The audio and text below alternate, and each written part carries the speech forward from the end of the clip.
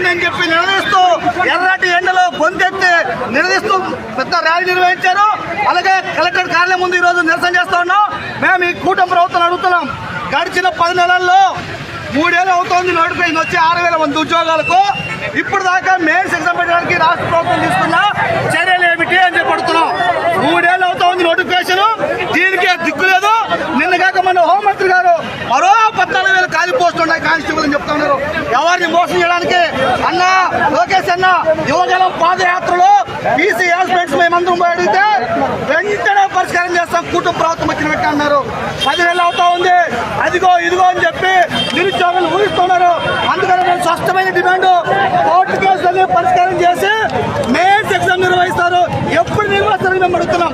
తక్షణమే నిరుద్యోగుల యొక్క ఆవేదనను, ఆక్రందనను, ఆందోళన అర్థం చేసుకుని మెయిన్స్ ఎగ్జామ్ పెట్టకపోతే మాత్రం ఇదే స్థాయిలో రాష్ట్ర వ్యాప్తంగా రోడ్ల మీదకి వస్తా. అప్పుడు ఈ రాష్ట్ర ప్రభుత్వమే బాధ్యత వహించాల్సి ఉంటుందని చెప్పి ఈ సందర్భంగా మేము డివైఎఫ్ఐగా హెచ్చరిక చేస్తూ తక్షణమే సమస్య పరిష్కారం చెప్పాము అడుగుతున్నాం. ఈ నెల చివరిలో కనుక మెయిన్స్ మీద రూట్ మ్యాప్ చెప్పకపోతే ఏప్రిల్ 1 నుంచే డివైఎఫ్ఐ ఆధ్వర్యంలో రోడ్ల మీదకి వస్తాం.